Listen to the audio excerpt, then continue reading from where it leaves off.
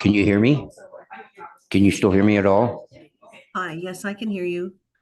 Did you talk to your counselor in your area about your flooding problem at all? They won't return my calls. Oh, okay. Yeah, I know what you're up. Right?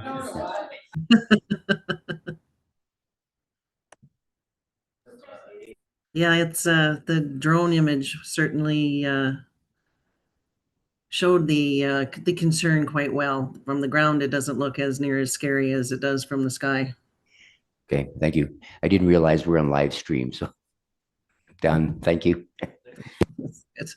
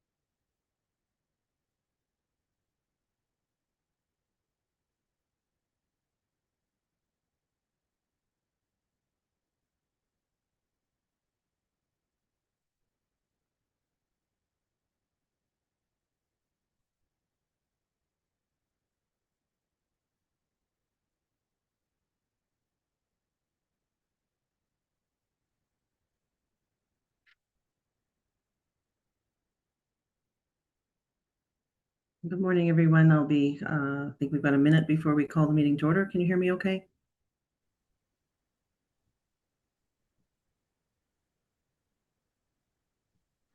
Did you get that? Yes. Okay, good. Yes. Thank you. Yes. Thank you.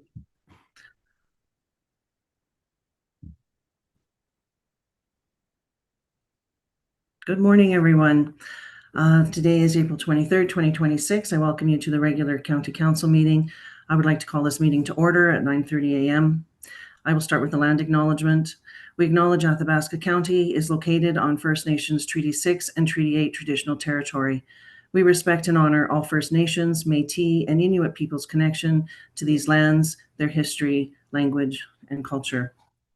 Before we get started, this is an unprecedented scenario where I am unable to be in the room to chair a meeting, and I think it will cause some delays and be difficult to try and chair a meeting via Zoom. And procedural bylaw does allow for unprovided cases like this that we could call for nominations from the floor for a chair to take that position here today. And if council is okay with that, I would like to go ahead and call for nominations for chair for today's meeting. I would like to nominate Councillor Hall. Thank you. And I saw Councillor Chisholm's hand up. I'd like to nominate Councillor Stasiak. Okay, thank you. So we have 2 nominations. Are there any further nominations? I will call again. Councillor Hall, did you just wondered if you had a question? As it is difficult, I will call again for nominations. And I believe this will be the third and final time for any nominations. Okay, thank you. I would like to make a motion, have somebody make a motion to cease nominations. Councillor Chamzik would like to cease nominations. All those in favor? Aye. Do I see any opposed? I believe that would be 8-0. So with regards to the voting, CAO Beck, I will defer to you. Do we need to go to secret ballot? Madam Chair, I don't believe we're allowed to go to secret ballot for this situation. Okay, thank you. Thank you very much. So I believe the first nomination was for Council Hall to take chair. All those in favor? We have 3 and opposed. 1, 2, 3, 4, 5. And I believe that fails. Therefore, I think we can turn the chair over to Councillor Stasiak. Do we need to go have a formal vote for that, CAO Beck?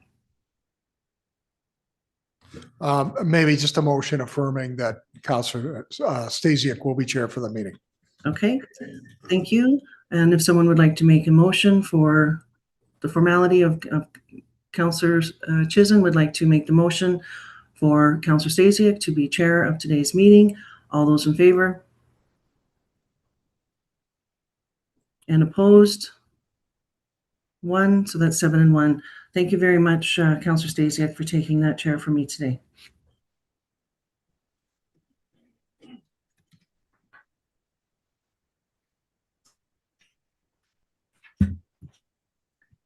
Thank you, Reeve Holland, for the opportunity to try this once again. And also thank you to council here for support. And hopefully today, being this is a brand new path for me, that I'll get some decent support here and things will go very well. I'd like to start this meeting out by the approval of the agenda. Is there any, Councillor Holland? Yes, thank you. Make that motion. I actually have a couple of items regarding the agenda. The first item would be an improper item that is listed on the agenda, which is 5.3. It is improper as it has been ruled on in a prior meeting. And although administration is understandably has the ability to place this on the agenda, it is an illegal item based on the ruling at the prior meeting. Therefore, under our bylaw 10.10, that the prior ruling was the reeve to have that, decide that question of order that was ruled on. It shall be final. Therefore, I would like 5.3 to be removed as it is an improper item.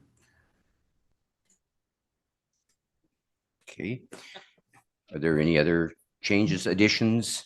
Yes, ahead, actually, if I Councillor. may, item 9.1, if we could please add the RCMP Boyle RCMP priorities.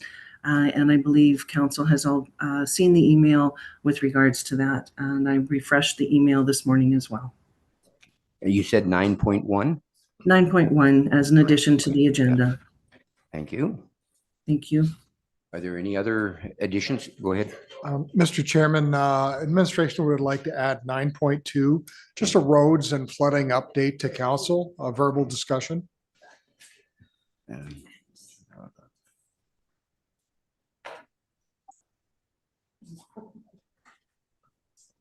Oh, and Mr. Chairman, one for closed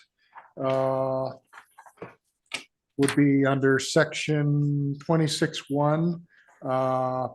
So we'd ask for it to be added as 12.3. And that would be intermunicipal discussions having to do with tri-council meeting.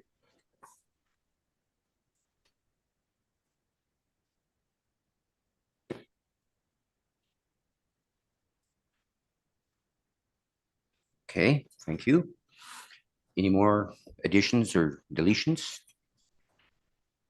Then I would ask for a motion to accept the minutes as amended. You need to call Sorry. on, you need to vote on the agenda and you need to call on the votes on the items to be, Oh, just one at a time, please. Thank you. Go ahead. You see? there's the consent agenda piece. There's also, you need to call a vote on the items to be deleted. Okay, there were. First, we go through the consent agenda. Oh, sorry. Okay, let's do that. So consent agenda, is there anything that anybody would like? You call what you want first, and then we call after. I'm I'll good help with you. I'll help you out Okay. if you. it. Great, thank you.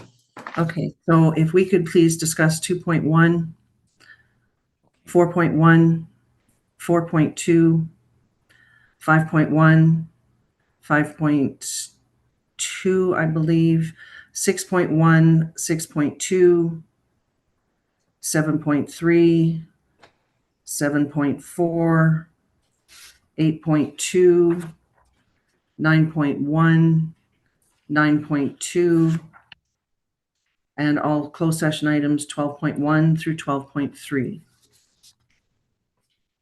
And I'm not sure if any other counselors have any other Okay. items they would like to add. We'll start with Councillor Hall coming around this way. Go Did we ahead. hear 7.2? 7.2. Okay, you'd like to add, okay. Any others? 8.1, Oh, please. Just a sec. Councillor Hall, any others for you? No? Okay, Callahu? Okay. Go ahead, Chamsick, 8.1. 8.1, okay, and Dahalik? Nothing, thank you. All right. thank you. Nothing, thank you. Okay, so we got that. Now we would ask for a motion to accept the agenda, correct? No, I'd like you to split the vote on 5.3 because I think that regarding 5.3, Councillor deleted a similar item last meeting because we were told it was ineligible, not because we didn't want to revisit the motion, and reconsidering wasn't tested. And, you know, when we can have votes Point of order, if that this are is a due, point of order, Point of order? yes, I'm sorry. If we are referring to a reconsideration, there is no discussion with regards to a reconsideration. this isn't a reconsideration. It's a question around deleting something from the agenda. It involves a reconsideration, and you are going into discussing the debate of reconsideration. I guess the question we should ask is why all the procedural tricks to keep council from having a discussion on something that's as simple as asking whether we can make something better for admin. Okay.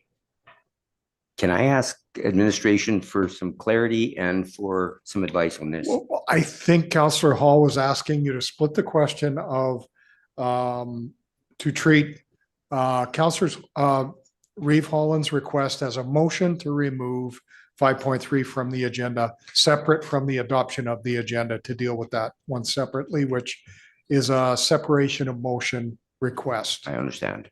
Okay, and is that appropriate to do that? From our perspective, it's appropriate if council also believes that that's appropriate. So Okay, is that, Reeve Holland, is that your motion to remove 5.3 from the agenda? It's actually not, a motion isn't required, being it is an illegal item to be placed on the agenda, being that it was ruled on at the previous meeting. And that's my understanding of the situation. But I am not sitting as chair at this time. okay, so based on, as a requirement, I'm assuming that is a legislative procedure. It is not? What you want. Okay, I think to make this plain and simple, I would think, let's make it a separate motion to delete it from the agenda, if that works, and have council decide if they would like it removed. That would be their wish. Is that fair? Okay, I need a motion then to separate the, No, you don't need a motion to separate to split a question. The question has been posed. There's a separate motion to remove the item, vote on the motion. okay, so we need a motion to separate this item. For the second time, Mr. Chair, the splitting of a question does not require a motion. So then how do we There's a deal with it? motion presented to remove an item from the agenda. That's Correct. the question in front of council right now. Okay, so then we just need a vote on that. Is that correct? Mr. Chairman, I need clarification because Reeve Holland said that she did not make that motion. So right now, I don't believe there's a motion. That's what I was asking for and I Councillor don't believe Hall. there's a motion to remove 5.3. Okay, so then I'll ask for a motion to remove 5.3. Councillor Chamzak makes that motion to remove item 5.3 from the agenda. And in speaking to that motion, what I would say is that council has not had a chance to weigh in on reconsideration on an item where there was widespread agreement among council. We're talking about, can we talk about making something better and fixing an unintended consequence? So deleting an item from the agenda is not the same as voting against a motion to reconsider. Deleting it keeps you from having a voice. If we don't want to reconsider, then vote against the item to reconsider when 5.3 comes up. It requires 2/3. If you don't want to open it up, vote against it. But these tricks to keep it off the agenda, I fail to understand how this is. Well, I wouldn't consider it a trick of any sort. I would think that a motion was made and we should go through the process and have council make that decision. Go ahead, Councillor Holland. Thank you. Just in response to that, yes, this is, I find it offensive to use the words tricks of the procedural bylaw. Procedural bylaw is quite clear. I also have had conversation with municipal affairs regarding this item. Legislation reviewed, procedural bylaw have reviewed.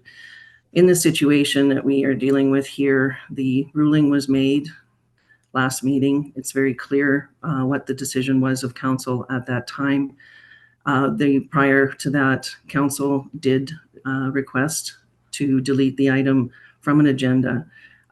Prior to having that conversation,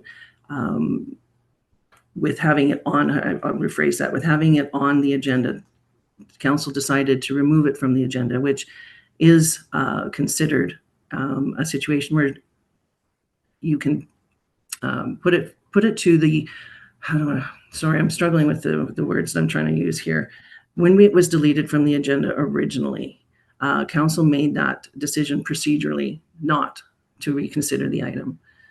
So that is proper and can be done.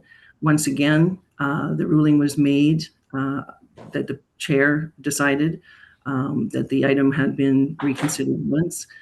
It was ruled at the end of last meeting that that ruling was final, and that is 10.10 of our procedural bylaw. And the decision of that Reeve or the presiding chair should be final. So there was already a formal ruling on this item. When there is a formal ruling on the item, and it becomes again on the agenda, the administration has the right to place it there. And so it is no fault of them, and it's understandably that it is there. But the next step at that point, when there is an illegal item on the agenda, a chair or member can call a point of order and declare that item to be improper and say that it needs to be removed from the agenda since it goes against the procedural bylaw. So that's where we sit today. It has been ruled by the chair to put it to the vote, which is fine. That is the right of the presiding chair. So I will definitely be voting for this item to be removed. Okay. Based on the fact of it is an illegal item to be placed. Okay, excuse me. Can we please keep all comments through the chair, please? I don't want this thing to run away on us. Is there any more discussion of this? We have milled through this last meeting ago. Now we're doing this again. And I think in all fairness, we're going to put this to a vote on the floor and let the council decide how they feel about this. So I'll ask one more time if there's any more comments to be made or discussion on this issue, and we'll just call the vote and move on. Make it a recorded vote and let's call it. Okay, thank you very much. Recorded vote. So the motion is by Councillor Chamzak to remove 5.3 from the agenda. Is that correct? Ms. Blair, that's what we've got going. Okay, here's the vote. Do you want to remove it or not? All in favor to remove it? Aye. Okay, that's 1, 2, 3, 4, 5. So it's Councillor Holland, Councillor DeHollick, Councillor Chisholm, Councillor Chamzak, Councillor Stasiak in favor of removing it. Opposed? We have Councillor Kapitaniuk, Councillor Hall, Councillor Calhoun. So the motion is carried to remove it with a vote of 3, 4, 5, and opposed would be 3. Thank you very much. It's been carried. So we're going to move to the next part of the acceptance of the agenda as amended. Can I get a motion for that? On the Can you read out the numbers again, please? certainly. Okay, we'll start with reading out the numbers for the benefit of. No, you do it every time, not just like. Okay, so Mr. DeHollick, would you like to make a motion to accept the agenda as amended? Yes. Okay, that would be Councillor DeHollick. So, Yes, I would. all right, thank you. So all in favor of accepting the agenda? So that's 1, 2, 3, 4, 5 in favor. Aye. Opposed is 1, 2, 3. So that's carried. Thank you. Approval of the minutes. Is there anything? Mr. Chair, that item was not selected for debate. The consent agenda. But is an approval of the minutes not a standard? No, it was not on the consent agenda. If I may, Go ahead, Councillor. because it wasn't part of the consent agenda or asked to be discussed, we can move on. It will already be approved as the recommended. Got it. Thank you very much. Okay, You're welcome. so what I'd like to do is at this point, as I would like to reiterate the consent agenda. We're going to be discussing, sorry? What? I didn't call a recess here. What happened? We'll just, we've got established quorum. Okay, so then we're going to move on, I guess. We're going to move on to 5.1. Business arising. So it's levels of service policy review schedule, January 27th, committee of the whole meeting. Can we have somebody speak on that, please? Yeah, Mr. Chairman, we had brought this to committee of the whole, and there was actually a motion to send it to council for adoption, and we just didn't do that. We've actually started on that, but so this is kind of a rubber stamp if council agrees. Okay, go ahead, Councillor Holland, please. Thank you. I just have one question for clarity with regards to the June enforcement. I'm assuming that is for our CPOs, our bylaw? That is correct.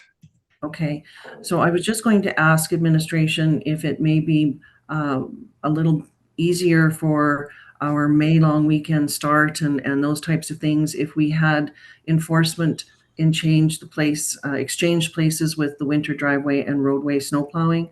So enforcement would become May and winter driveway and roadway snow plowing become June, just to cover off if there is any weekend start or those types of things for enforcement. Madam Chair, we kind of started working on the policies in the order that Committee of the Whole was okay with. So to reorder them actually could cause a bit of a problem. Okay, understood. Thank you. If we run into any issues for enforcement in May, we'll deal with it then. Thank you. Is there any more comments to be made? Sorry. I'll make the motion to, as recommended. All right, thank you. Councillor Holland makes a motion. So it'll be all in favor? Aye. 1, 2, 3, 4, 5, 6, 7 in favor. Opposed? I don't see any, so it'd be 7 and 0. Carried. 5.2 Mystic Meadows. Can we have somebody speak on that?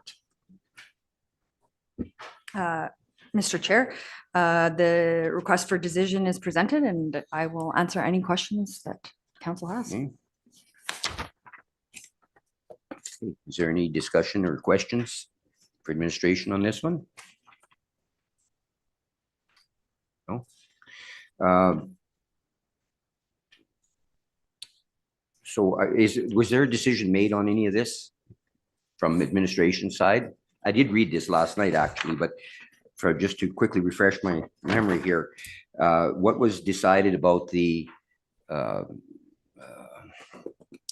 am I thinking here? The grass cutting situation. I'm assuming that that is going to be moved towards that grant program that we had discussed instead, in lieu of making an agreement with them, because that was suggested it be declined for the up and coming, right? So, Mr. Chair, the suggestion is that because this is a subdivision, it would be treated as the remaining subdivisions. And that is that the roadside mowing crew would mow the areas around the roads. Okay, but what were they doing previous to that? They were doing it themselves with a So reimbursement plan? currently, Mystic Meadows Management Society is getting paid by the county to mow around the roads and one common area as well. Okay, and so that will be all taken care of now by the county? The common area would not, as that is. Okay, so would these people qualify for a grant? Or are No. they? No, as they are not a nonprofit society. Okay. I do not believe.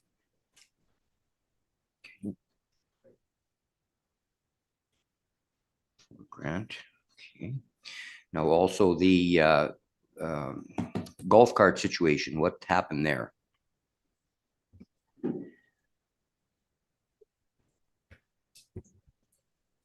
The golf cart situation, I believe council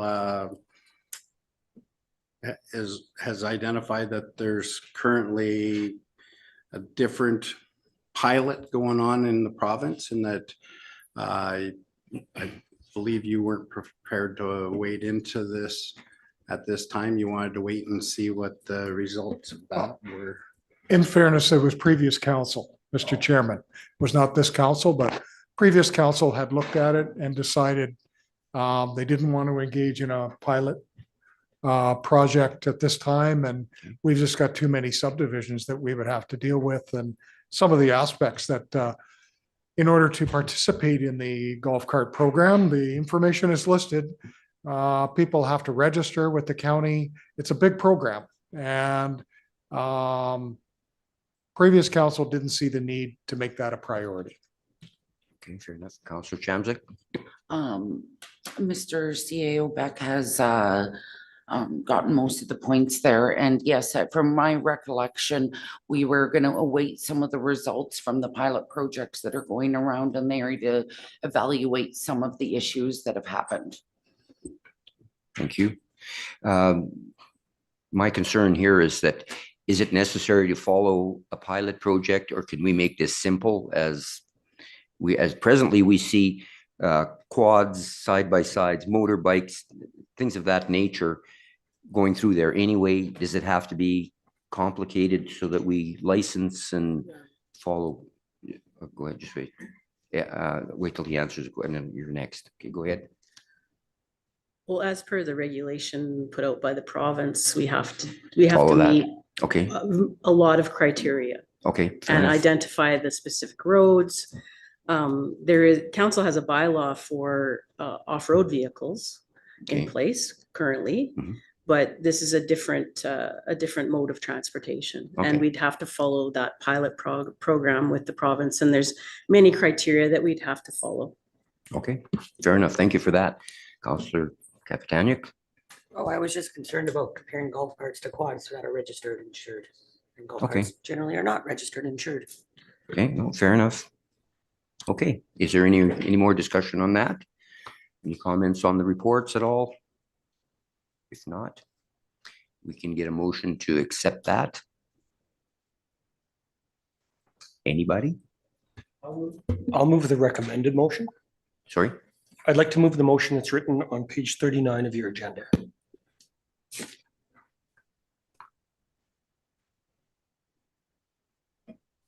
Okay, fair enough. Motion was made to accept the motion or the recommendation on page 39 of your agenda package. All in favor? 1, 2, 3, 4, 5, 6, 7, 8, 9. Aye. Sorry. Oh yeah, Rob is missing. I'm here. My counting is off today. Sorry about that. Anyway, so that's carried. Thank you. Okay, and now we move to 6.1 bylaw 023-2026 licensing bylaw. Go ahead. Thank you, Mr. Chair, members of council. Bylaw 023-2026 is presented today to allow for the replacement of a hydrometric gauging station within the road allowance of Township Road 674. The existing station was established in 1966 near the bridge for monitoring. The province uses this data for flood and drought forecasting. Athabasca County's licensing policy only permits licenses for agricultural purposes within a road allowance, and county's bylaw 20-2025 does not permit any obstruction within a road allowance. However, council has the ability to pass a license bylaw to permit the structure as long as there's a 30-day termination clause. This is written in bylaw 23-2026 under section 1.2, as well as within the draft license agreement. Neither the Traffic Act nor the Municipal Government Act requires a public hearing for a license bylaw. However, Section 6 of Policy 3525 states that following the consideration of first reading, council will hold a public hearing to consider a license within a road allowance. Okay, is there any discussion on this one? Go ahead, Councillor Chamzik. Well, I'll put the recommended motion on the floor and allow for discussion. Okay, thank you. I have a question for administration here. I read here that by going to a licensing process, which circumvents the first reading process and expedites it, is that correct? As opposed to a bylaw change, it would be just a direct licensing.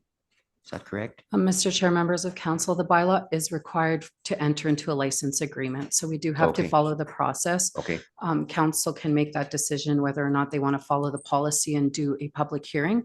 So council could potentially give all 3 readings today, or as recommended, give first reading and then schedule a public hearing on May 28th.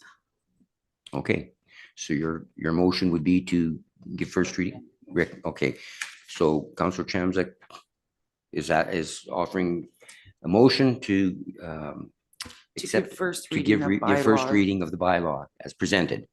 And to direct administration to schedule and advertise a public hearing on May 28th of 2026 at 9 a.m. for bylaw 023-2026. Okay, Councillor Holland. Thank you. And I believe I totally agree with the recommended motion. We just need to do them separately. We'll do first reading first and then a separate motion for the schedule and advertisement. Okay, correct. Okay, so the first motion is to give first reading to the recommendation, correct? To give first reading of bylaw That's 0. correct. Where am I at 2026. here? First reading, yeah, bylaw 023-2026. Okay, Awesome. first read motion to give first reading. So any more discussion on that? If not, all in favor? Aye. 1, 2, 3, 4, 5, 6, 7, 8. Opposed? 0. So that's carried. 8 and 0. Thank you.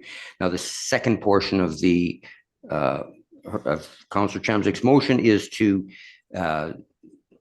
direct administration to do an advertising for, when did you say, May? To direct administration to schedule and advertise the public hearing for May 28th, 2026 at 9:30 a.m. for bylaw 023-2026. All right. Recommend motion. Okay. Yes. That's right. That's correct, as written. Okay, any more discussion on that? If not, need a vote on that. All in favor? Aye. 3, 4, 5, 6, 7, 8. And that's carried. Oh, opposed, I should ask opposed. If none, thank you. That's carried. Okay. So page 77 is 6.2 on your agenda, bylaw 024-2026 tax rate bylaw, page 77.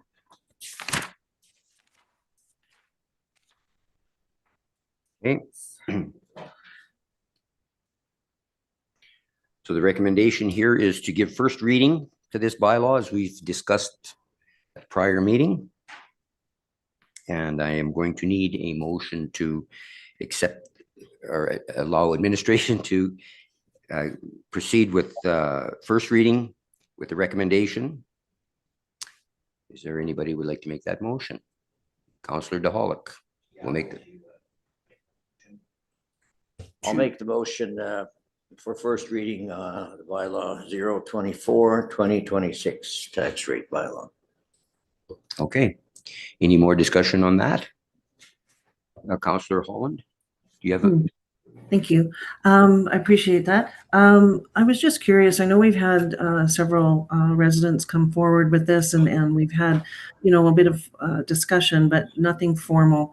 And it's with regards to our vacant residential lots, quarter sections, basically, that are that are not currently being farmed, but are considered now residential, and of course the large increase to their properties. If I understand it correctly, there is a possibility to look at a special tax rate class, or a subclass for a special tax rate on those particular properties. And I wasn't sure if it would be feasible to ask administration to bring us forward a bit more information on what that would look like, and if that is even possible. Okay.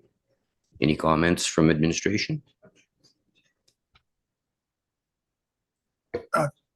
Mr. Chairman, just maybe clarification. You're looking for a subclass for vacant, the vacant residential. So those quarters that were once considered farm but aren't being farmed, and then were under assessment changed to be residential, or classed as residential. So they were reassessed. They might have been farmland before. They were reassessed as at market value, and you're asking if somehow we could create a new class so that they go back to vacant residential or vacant agricultural. I don't know the answer of that today, and I doubt. I believe we can't, but we would need to clarify that with our assessors. Okay. Yeah, it's just one of those things that I was looking at different. Sorry. Go ahead. Okay, just different understandings that other municipalities may have a separate tax class for that, and then it's a different mill rate for those particular parcels, but I wasn't sure and was just hoping to get some more information if that's something that council would like to see as well. Okay. Councillor Hall, did you have any comments on this? No? Okay, Councillor DeHollick? Well, I know several pieces of land or quarters of land that that are treed and now they're considered residential, not farm. But they have a great value. Yeah, there's timber, there's you know, potential for logging and stuff. So they have a value. So I don't know how you can separate that. Okay, so then your motion was to accept this. Would you like to make an amendment to that, to table it for further information? No, No? we don't need to table that. I mean, we can definitely go forward with first reading. We could even go forward with second reading, but it would just be possibly a motion to direct administration and of course that would have to happen after the first reading motion was discussed, but just to direct administration to bring forward more information with regards to the possibility of that and if it is feasible. Okay, And thank you. that was my intent. Okay, thank you. Councillor Chamsey? If I recall, I believe last term we were, had many conversations about subclasses and whatnot. This would be like more along the lines of a recreational subclass, correct? Yes, I think so. I think that's what has been, sorry, through the chair, I think that's what we've seen in other municipalities as well. All right. Thank you. Okay, thank you. So if we don't have, oh, sorry, Councillor Hall. I think this needs more discussion by council. I mean, it sounds like we're headed down, we're trying to talk about, once again, transferring increased tax burden to families and homes and residences. It's not been discussed as a priority of council in terms of, do we want to continue to shift tax burden to residences? And so the subclass thing, that's not come up yet. And as it relates to the bylaw, you know, this bylaw in conjunction with our budget reflects increased spending that is at a spending increases at a rate that is higher than inflation. And as hard as I know the administration has worked to trim the budget and to manage all the costs and expenses and focus on priorities, I think council has had opportunities to limit spending while still delivering on services. And those are opportunities that I think we ignored, and I'm not sure. I'm struggling with the bylaw because we've already cut taxes on the lowest class tax of property by value and further transferred the burden to families. And for me, this isn't okay.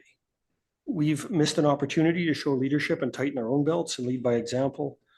And I'm not okay with the continuous shift to residences and families. You know, the tax increase from the school foundation is 22% year-over-year raise. And even on our own the final rate of taxation felt by residents before growth and assessment is going to be on average about 9.35% higher than last year. Like I hope we have a good communications plan because I'm worried about the impact on our residents on this. So I'm opposed to, for those reasons, I'll vote opposed. Councillor Holland? Thank you. Again, the motion wasn't a formal motion to be put on the floor.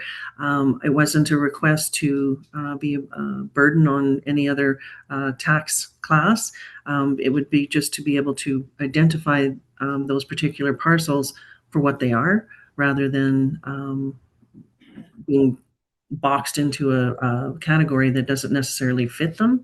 And so it's just, again, and this is not the time for the conversation. I understand that. I just do believe we need to consider these particular, since it's been such a huge discussion with our public, that we do find time to discuss that. If it's not for this particular bylaw, that's fine.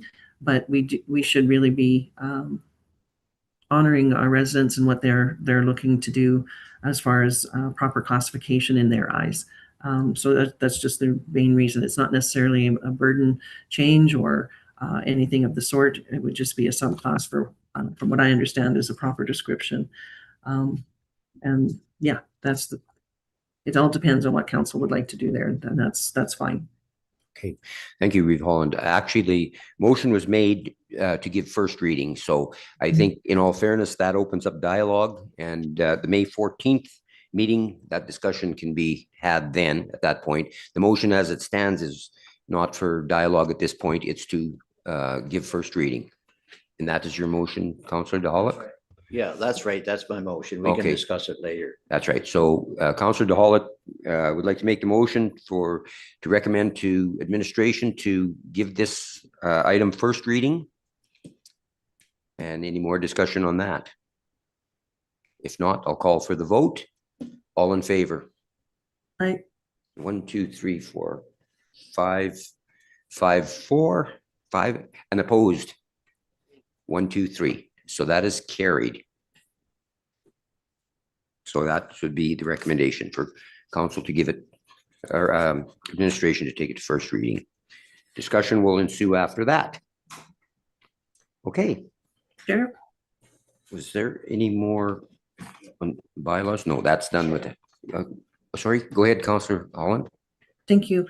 In the interest of time, with regards to having to get out our assessments, tax slips, tax information assessments, and invoicing and whatnot, I'm wondering if council might be interested in going forward with second reading here today. Okay, is there any interest in second reading today?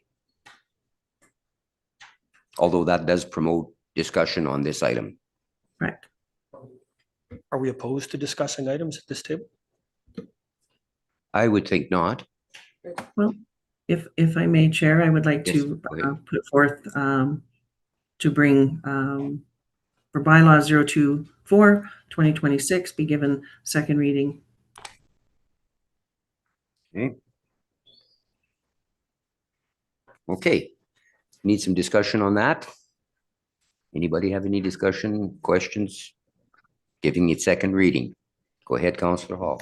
For administration, I didn't go through I didn't do the calculation last night on the relationship between our lowest and our highest class tax of property. Can you confirm that we maintained the same ratio in this bylaw as we had last year? Through the chair, Councillor Hall, yes, that is correct. We still have the ratio of 4-to-1 for commercial versus residential versus non-residential. Thank you. Okay, go ahead, Councillor Holland. On that note, would council be interested in going to a 4.1 tax ratio? 4.1 to 1. That's Mr. Chairman, for As the it's- benefit of the newish council, do you mind if I Yes, go ahead, give please. a 30-second explanation? Okay, so there's different classifications of tax rates, mill rates. We have non-res, we have agriculture and residential, and DIP, designated industrial. Some years ago, the province determined that the ratios that some counties were charging to primarily energy companies, oil and gas, so non-res properties, were way too high in relationship to residential. Some of them, there was a ratio set, a maximum of 5-to-1. You could only, so for residential, let's say your mill rate was 2. For non-res, it could only be a max of 5 times 2, so it'd be 10. And so whatever your rate is, and so past council, it's kind of started before I joined the county, but we were in the mid 3s. I'm going to say 3.5, somewhere in there. We were about a 3.5, somewhere in there ratio from non-res to res. And past council said, let's raise it by 1 point per year, maybe to go up to a max, raise more money from non-res, mainly our largest taxpayers and oil and gas and linear properties, and it did generate more revenue. So today it's at 4.0-to-1 as the ratio. You're allowed to go up all the way to 5. That's a big increase. We did not include that in today's budget, but it's just for your information of the new counselors. The province specifically capped it, and we're below that number. There's still some counties that are above that number. So that ratio. So I hope that explains it. Is that? So for clarity, when is council dealing with the mill rate? Because that would be at that point is when it changes. You just gave it first reading, Mr. Chairman. Okay, good. So, and you can change any of these rates up to third reading. So you could change it. You gave it first reading the way it is. But if you want to change a rate, we just have to recalculate to make sure it still helps us with our budget. But you're allowed to change the bylaw up until third reading. Go ahead. Thank you, Mr. Chair. And as Mr. Beck said, I do have, if you do want to do second reading and I guess look at some different rates, I could give you a couple of different scenarios of how it would play out as indicated by, I guess, currently today, Councillor Holland. Ideally, for us to get the tax notices out and everything, we have to do, we would have to, when we come back on the 14th, pass third reading. So in order to do that, if there was like some direction today, if I gave council some, I guess, some different scenarios, and if there was a motion or some direction today, I could bring back on the next time an updated, as Mr. Beck said, an updated, say, numbers for the bylaw that we could potentially pass on May 14 in order to kind of get the tax notices out before the end of May. Thank you. And Mr. Chairman, I think we did do some calculations, just so you know. This is pretty easy. Even council can go away and do it. For every 0.1 that we raise it, or on the ratio, that's not 0.1 on the tax rate. It's 0.1 on the ratio. It would generate in excess of 500,000. Yeah, it's probably around over 600,000. So if everything else stayed in your tax bylaw the way it is, you'd have changed nothing else. And all you did was change that ratio from 4.0 to 4.1. It would generate, as Mr. Daly said, close to 600,000 additional revenue. Okay, so for clarity, once again, so we are setting, in this bylaw, we're setting the ratio, or are we setting the mill rate today? You're setting both, Mr. Chairman, but the ratio has not changed from past year. We did not change the rate. Last year was 4.0 to 1 from non-res to res, and this is proposed at 4.0 to 1, the ratio between non-res to res. So it's both. The mill rate's in here, and the ratio stays the same. Okay, Councillor Hall. Could I just propose that this is a mistake to start having this discussion this late in the year?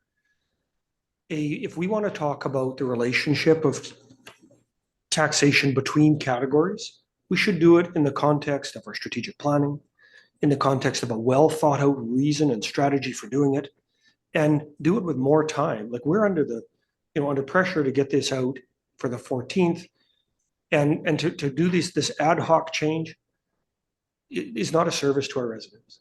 We need to talk about it as part of strategic planning, talk about how the relationships work, because some counties are higher. There's a greater spread between their lowest and their highest.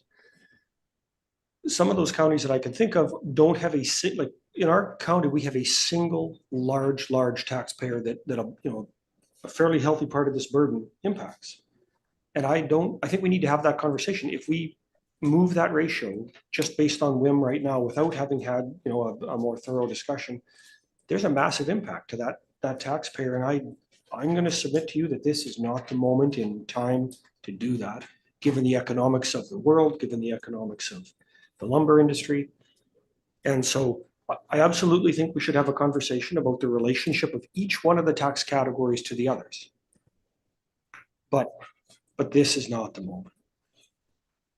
Okay, and having said that, now taking into account the, oh, I'm sorry, I wasn't. Okay, Councillor Holland, what would you like to say? Thank you. Yeah, no, through the chair. I appreciate Councillor Hall's words. These are the moments that we open these items for debate. And these are the times that open that door for conversation. It's totally up to council, of course, whether or not how far they would like to dive deep into that conversation. But it's something I think that is important that we do acknowledge that there is consideration for these different types of scenarios, especially for a new council who, as CAO Beck mentioned, it's a lot to get your head wrapped around how all of this works. It takes a lot of time and effort to understand exactly what's put before us. So as much as I appreciate Councillor Hall's words, I do also believe that this is the time for debate. We're at first, we're at second reading. Are we late in the game? You bet we are. Is it a conversation that hopefully will take, if it doesn't happen this time around, that we do have that conversation? I mean, we also need to consider what some of these mill rates look like in comparison to some of our other municipalities. And we don't have those comparisons in front of us. However, in 2024's comparisons to 12 different neighboring and close municipalities that are similar to ours, we can look at, so I'm just going to look at one item in particular because it has come up in several different tax rate bylaws, and that's farmland mill rate. And that's another one that has been a conversation that I do think we need to take a look at. When I did some averaging over 2024's mill rates over 12 different neighboring type municipalities that are similar to our own, the average is 16.28347, where we're still sitting at very low as far as a lot of municipalities consider as 0.14318.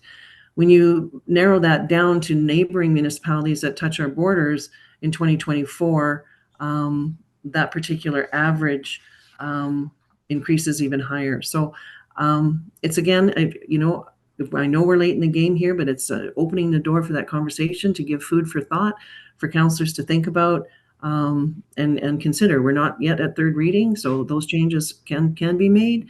Whether or not they're desirable to be made is another story. But it's just some things that we really need to start looking at. And again, as all our classes need to be looked at as far as the mill rates are concerned, for sure. Our budget is passed. It does show what, on page 82, what our budget reflects. So I just wanted to, make comment there that, yeah, we, at some point we do need to dive deeper into these conversations, and there never seems to be an opportunity until you get to the tax rate bylaw. Thank you. Councillor Dahalik. Well, thank you. Mr. Hall mentioned something. He singled out an industry, or he was trying to single out an industry. Well, we also had an industry last year that came back and appealed the taxes and cost us a few bucks. So I don't mind raising this to 4.1 or 4.2 to help us out a little bit with our taxes. Thank you. From my perspective, I'm fully aware that we've had a couple of wrecks already since this new council has started, one being the snow plowing, and the second is being this flooding situation we have. And this is going to cost us some money. And I think all ratepayers out there probably, and I'm assuming so, will understand that we're going to have to pick it up somewheres. And so from my perspective, I think there's been a lot of discussion as well about farmland rates and such. And I think we have to kind of move this up a little bit. I don't know how much yet, but I think it's important that we have a lot of discussion about this. Now, as Director Dolly has mentioned here, we're pushing the limits here to May 14th, I believe it was. So by giving it second reading here today, are we giving ourselves enough time to have some discussion on this issue? Administration. Oh, go ahead, Councillor Holland.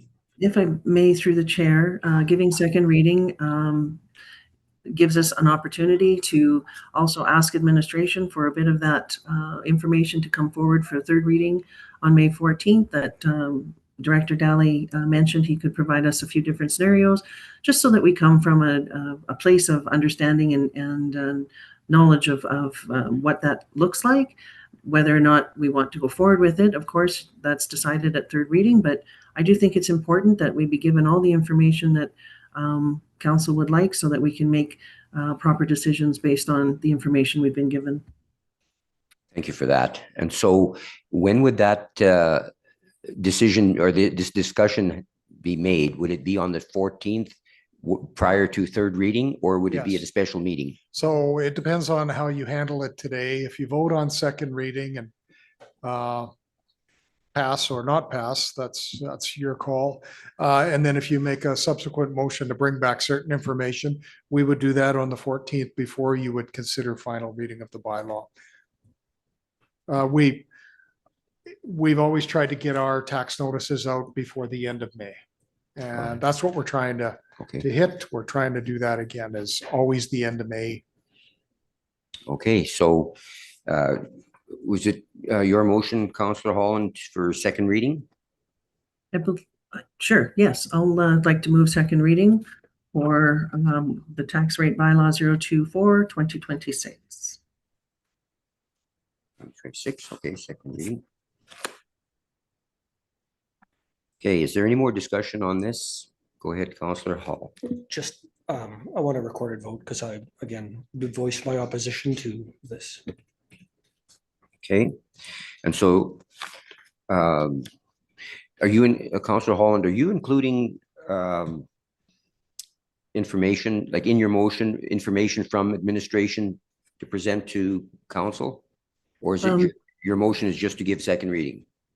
So I would like to give second reading first and then consider a subsequent motion for request for information before third reading or at third reading. Okay. There'll be two different motions. Okay, two separates. All right, so any more discussion on this? If not, Councillor Holland has made a motion to give this item second reading. So I'm going to ask the vote. All in favor? Second reading. Aye. This is recording, by the way. So we have Councillor Holland, Councillor DeHollick, Councillor Chamzik, Councillor Stasiak. And opposed? Oh, Chamzik, Chisholm, where were you on this? Can we just pause a second? Where are you at?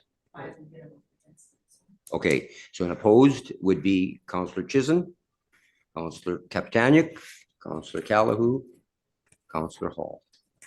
So that is 1, 2, 3, 4, and 4. So that would be defeated. Correct. That is correct, Mr. Chairman. Okay. And so therefore we do not need, no, we can have actually another motion to bring information forward for second reading If or not. council wants to make a subsequent motion about what we should bring forward, we're going to bring forward a new bylaw regardless for council to consider at next meeting for all three readings, because you are required to tax people for the services that they receive. And so that would be, that information that would be coming back would be based on different scenarios by moving it 0.1, 0.2, and so on, or? Mr. Chairman, whatever the motion is made. Okay, fair enough. Okay, so Councillor Hall, did you have a comment? Well, what I was going to say is we have to have a tax rate bylaw or a mill rate Correct, bylaw. we understand So that. I think we really do need to be clear about the changes we would like to see so that we're not sending them in off to guess and try to guess what we want. Right. From the discussion, I can't tell if we're trying to keep the total tax revenue generated the same and just shift the categories where it's collected from, or if we're trying to tweak up a little bit to gather a little bit more money for an unbudgeted surplus or savings. So I'm not going to give you an opinion on what I think on that right now. It's more to be fair to the administrative team. Please, can we find something clear so they can come up with one or two scenarios and not have to guess what we might want. It's just, there's a lot on their plate. All right. Okay, then, so can we get a motion anywheres from any councillor to have administration bring back some comparisons? Councillor Holland? Thank you. I would like to direct administration to bring forward a scenario of what a 4.1 to 1 ratio would look like. In addition to another scenario of, I believe we went to a 2% increase in the mill rate, of what a 3.5% increase, a 3% and a 3.5% increase to the farm mill rate would look like. And that, what I mean by look like, would be how that would impact or what revenue that would generate. Correct. Thank you. So Councillor DeHollick? Tracy, can we include 4 and 2 as well? 4 and 1 and 4 and 2? Absolutely. If Thank you. that's Okay. Okay. Is there any more discussion on that? If not, the motion is to ask administration. Can I clarify? Are you asking for a percentage on the farmland mill rate or points on the mill rate itself? a percentage increase to the mill rate. We had, from what I understand, it is 2.2% was the budgeted agreed to. I would be curious to know what a 3% and what a 3.5% would look like for that revenue, rather than just 2. Okay, is that acceptable? Go ahead. Mr. Chair, just for clarification, are you referring just to the farm and not residential? Correct. Correct. Thank you. Okay, just, Go ahead. I think that makes a difference of about $9,000. Well, The total tax collected on farmland is about 1% change is about $9,000. Because farmland, as we all know, has immense and incredible value, but it's not taxed at market value, it's taxed at regulated rates. So percentages that small have very, very little. Okay, thank you. impact. So not to confuse everybody, I think it's more appropriate that we have administration bring that back in a document form so that we can all look at it, as opposed to be possibly confused by just a number. So the motion was made by Councillor Holland to ask administration to bring back some documents with regards to comparisons of mill rate change, percentage mill rate change, as well as ratio change, and what they would look like at a future meeting. And that would be at the May 14th meeting, I'm assuming, prior to the vote. Yeah. That's correct. Mr. Chairman, absolutely. We would bring that report and we would bring you back a fresh mill rate bylaw. It's going to be based on what we presented today, because we've got no direction to change anything. So administration is just proposing the same bylaw. So we'll bring that ahead on the 14th for first reading, second if you want to do it. And later in the meeting, under calendars, we're going to recommend council set a special council meeting date, Okay. so we could consider the mill rate bylaw. Prior to the 14th. No, either later in the day on the 14th or shortly after the 14th. So Okay. Okay, so then as it stands then, the motion was made to have administration bring this back. If there's no other discussion on it, we're going to ask for a vote. All in favor? Aye. Okay, that's one. This is to bring back information at a later date. So 1, 2, 3, 4, 5, and opposed. 1, 2, 3. So that's carried. Ask administration to do that. Thank you. Yep. Request for, you want 10 minutes? 10-minute recess, please. Thank you.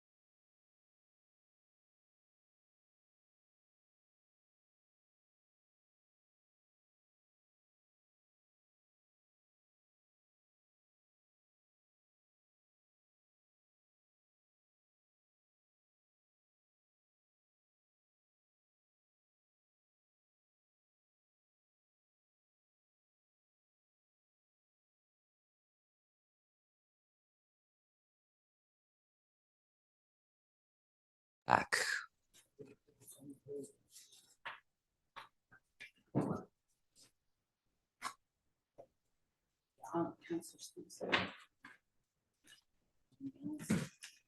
I can't, I don't have my computer here. It is identified as a no. Okay, so they, right, okay, so they're on their own after they. Okay, there you are. We're back. You can hear us? Got it. Okay. We're back here at new business 7.3 fire invoice appeal. Can we have Director Shalapai tell us about this? And by the way, that is 126 on your agenda package. Mr. Chair, it's Manager Shalapai. I can't take Manager. the glory from Director Wilkinson here. You look like a director to me, so we're good.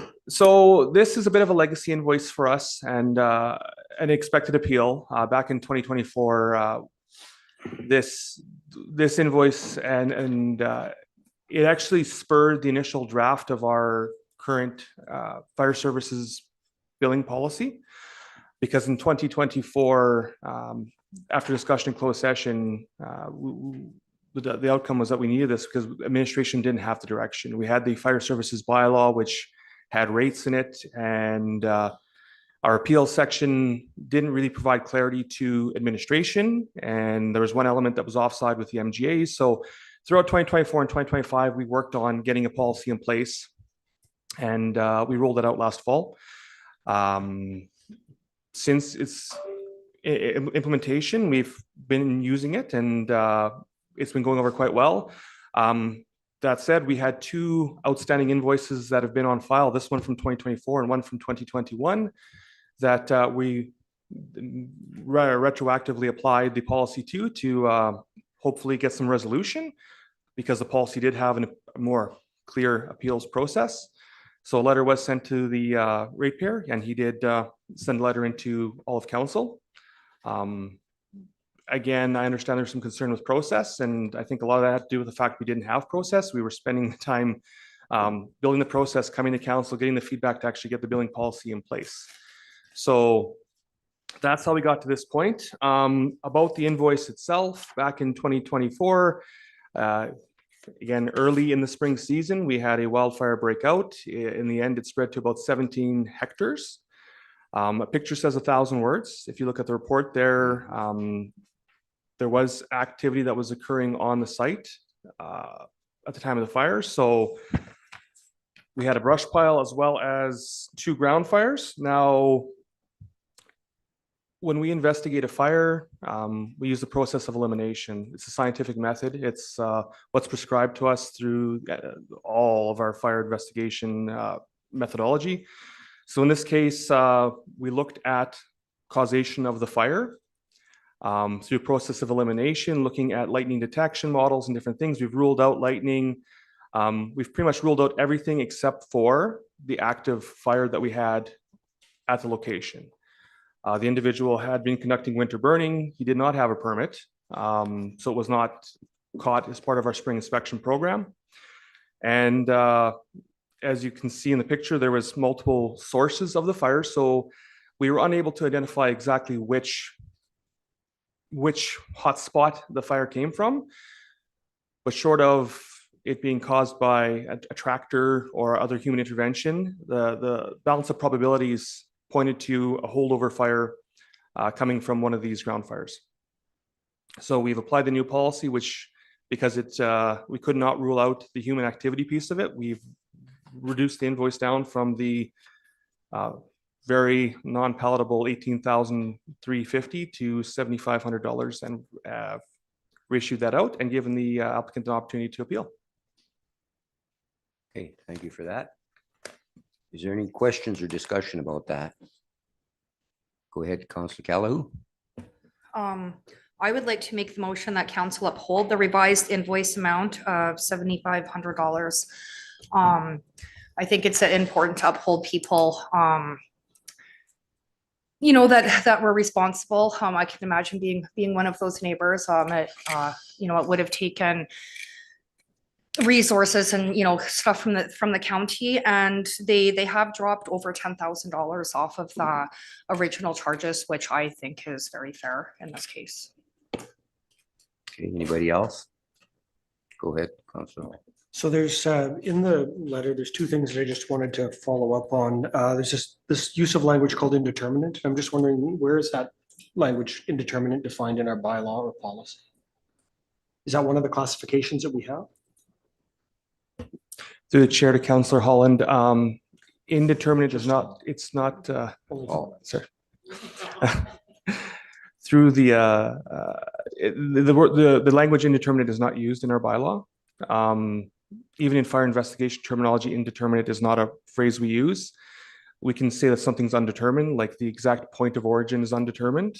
But indeterminate is not a language anywhere in any of our reporting or investigation or policies or bylaws. Okay, and then the second question I had is, did the county at some point send out documentation that says the cause of the fire was officially classified as indeterminate? Which is, I think, the third bullet point on the appeal letter. I'm trying to figure out, how does the resident get that impression? Again, through the chair to Councillor Hall, no formal investigation report was sent to the landowner. The landowner was heavily involved during the investigation process. He was adamant that these holdover fire, or these hotspots could not have transitioned into this fire. He had walked me through the fire area, looking at other areas that they had previously burned, potentially looking to identify a source. But again, there was no exact point of origin determined. So the word point of origin is undetermined. So I think that's just undetermined being translated into indeterminate. That word. Okay, and then of course we're have a high degree of certainty that the winter burning occurred without a permit. Through the chair, we're 100% certain that there was no permit on file. An order to extinguish was actually issued on this in this case, and fines were not levied for burning without a permit either. Councillor Holland. Thank you. I was also curious about the indeterminate section. My other question on that, on the appeal letter, was the retroactive portion that we invoiced according to what we had in place and waited until we had a new policy in place and then basically amended the invoice. Is that something that is appropriate to do, as far as looking at going one way and then waiting for a new policy to come forward and making that change? The retroactive question is very concerning to me. Go ahead. Through the chair to Councillor or Reeve Holland, the individual did initially engage the county to appeal the invoice, and the discussion we had back in closed surrounded not having good process for appeals, and there was concerns about the amount. So in this case, we retroactively applied it because the policy came as a result of this invoice, among one other at that time. Okay. Thank you. So my question, or first I'll ask, is there any other comments to be made here? If not, I'd like to ask a question. So you mentioned there was no permit in place, and I struggle with the relevance of whether or not he got a permit for something else, how it affects the determination of if that is what actually caused the fire. So if you can elaborate on that. Chair Stasiak, that comment was primarily to state that we didn't catch it in our spring inspection program, because we inspect all brush piles in the spring that are permitted. So that was that comment. It had no impact on the determination of the source of the fire. The investigation was conducted by our fire investigator on staff, who's trained in NFPA 1033 fire investigation, who holds a certification or FI 210 wildfire investigation, and is a fire investigative technologist under the International Association of Arson Investigators. Okay, understood. So you do have some evidence then that it did start there.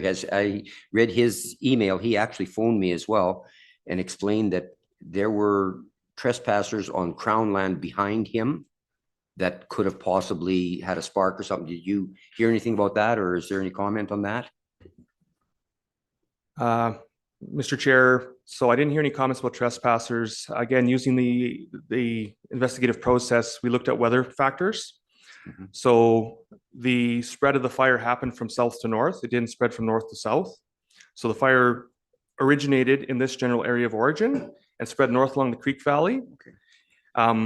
Kind of with a bit of an angular wind. And once it crested into the open area, that's when it spread to the west. So based on the weather factors that we have, the fire spread north to south and then to the west. South to north. And so on page 128, you identify active ground fires in 2 circles and then brush pile close to where the burn is. So the suggestion then is that the fire would have jumped from those 2 circled in the picture all the way over to there where the brush pile was. Is that correct? What's your thoughts? Mr. Chair, so this is where the undetermined point of origin comes into play. There's 2 big areas of ground fire here, but during the actual site inspection, there were multiple ground fires that were occurring in that area. Where the burn is. Where the active ground fires are. There is burning to the right of that along the Creek Valley, so it's not a far spread from that to that Creek Valley, which would wick up into the bigger area. There was a lot of, we spent a lot of time looking at the brush pile as well. There was a lot of heat from the inside. It doesn't look like the fire hit the brush pile and caused it. It looks like the fire came from the inside out. But the fact that we have these other ground fires in the area of origin as well, we can't rule out that the ground fires didn't transition over there as well. However, though. And the landowner was adamant that the brush pile was not, he had not lit the brush pile. Okay, Councillor Holland? Thank you. Through the chair, how long can a ground fire burn? Can it be years? Can it be months? Can they fester for some time before they surface? Years. Through the chair to Reeve Holland, they can burn for years. We still have holdover fires from 2024 in northern Alberta that we're dealing with. Okay, thank you for that. Okay.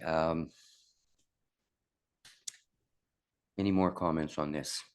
I struggle with this one as well because I have difficulty with imposing a fee retroactive. But on the other hand, I think the policy that the county has is that even if you're not aware of a fire on your property, you're still responsible for it and further on and on and on. Is that correct? That's correct. And Mr. Chair, I just want to make it clear, we're not retroactively applying the fee. We're actually retroactively applying a reduction. The original amount that he was invoiced was $18,000. With the new policy in place, which gave us direction, we reduced the invoice. So it's not, we're not going backwards to invoice. We're taking a previous invoice with new direction and council direction and applying that to the invoice. However, though, there was an invoice in place based on indeterminate circumstances, though. So that's, I think, where his complaint is that it was sort of somewhat established that it was nobody's fault, so to speak. And yet he was issued an invoice for it. And then later in the day, so to speak, too, that, well, it got reduced based on something else. And it was because of equipment that was not utilized on the site. And that's his take on this whole thing. And as I said, also adding to that, if fire broke out on somebody else's place and it entered my property, I still get the bill for my property. So I understand that side of it as well. And Mr. Chair, just to be clear, back when we issued the invoice for $18,000, there was no classification. So whether the fire was caused back in when this occurred, if this was caused by lightning, we would still, back then we would have still billed the amount. So we've put controls in place now to reduce the billing on landowners. Okay. When this invoice was issued, that was the concern back in 2024, is the way our bylaw was written. It didn't matter if someone was squatting across your property, trespassing. The county's direction was to bill everything to the landowner. And since then, we've moved to put controls in place to not bill when we don't know and limit the bills when it's not a direct direct causation of an individual. Okay. He refers to it in page 131 as lacks a lawful basis, and I don't know where his information is coming from, but perhaps he's maybe seek legal advice. I don't know. I just want to make sure that we're not going to be in a lawsuit that's going to cost us a lot more money. But anyway, go ahead, Councillor Callahoo. So I have one comment and one question. So I think we do need to set a precedent that there's reasons why permits are important. Because if if it was a permitted burn, it might have been checked, it might have been caught, and saved a lot of grief and resources. Okay. And then one question through the chair to Manager Shalapai. How much would a fine be if it was just for burning without a permit and not all the other resources and everything involved? Just out of curiosity. Through the chair, Councillor Callahoo, I actually don't, I can't recall an amount off the top of my head. We have a couple different options when it comes to enforcement, though. I believe burning without a permit is, it's in the $250 to $500 range, enough that it stings. We also have the option of issuing an order to remove or reduce an OTR, which we did in this case, which basically gives the landowner a period of time to take care of the problem themselves. At which point we can either issue a fine or we can do the work ourselves. If if they're having a hard time extinguishing it, they don't have the means, the OTR allows us to go in and do it and then bill that cost back to them. So we do have a couple different remedial options when it comes to burning without a permit. Thank you. Okay, is there any other comments or questions on this matter? If not, Councillor Callahoo has made a motion to uphold the $7,500 fee or penalty, I guess, if you will. And I will ask the question. All of those in favor of that? 1, 2, okay, 1, 2, 3, 4, 5 in favor. And opposed? Nay. That's 1, 2, 3. So that is carried. That motion is carried. Thank you.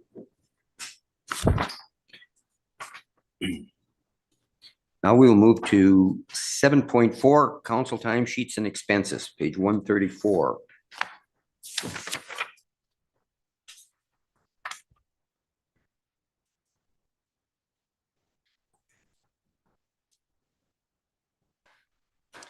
Okay, and so they are listed everywhere here. Is there somebody that would like to speak on that behalf? I'm a bit confused myself about this because this is a lot of information and in my opinion, like I said, I'm confused. I don't know how necessary some of this is for the rest of us to know, but if I can get some clarity on it, I'd be really much appreciative. Go ahead, Councillor Callahoo. Well, I think this was here so that we were all sort of being transparent. Transparency is always good. Now, I'm also confused. Am I supposed to be going through everyone's business with a fine tooth comb and like being like, I approve, Councillor Chamzak, I approve. Like, do we all need to do that? That's kind of what I want clarity on. Okay. Yeah. Councillor Holland, what are your thoughts? Thank you. Yeah, thank you. Okay, so what my thoughts are here is we are accountable to our ratepayers. We're accountable to our residents. We are very accountable to our council and ourselves. So each timesheet, I'll just give you how I would look at it, being the person who was responsible for them to authorize them prior to this, is you have to go through each timesheet. You look at the kilometers, you check the calculations, you make sure the kilometers don't go over the 5,000 section. You look to see, have there been any adjustments that have been asked for? Like, for example, on page 137, there was an email with regards to a cancellation fee of $50 for the EDA, and asked of administration, do I pay for that? Or is there another, come in and pay for that directly? Or is there another procedure? So I don't know what happened there, being that it's not on the particular timesheet. So it's just those questions that you would want to get clarity on to make sure that what's happening is what should happen. The other items are, when you look at these timesheets, we are expected to fill them out in their entirety, which means that the extensions of the calculations should be done and not put that burden onto administration to do. Of course, administration would check them, because they will also have that look.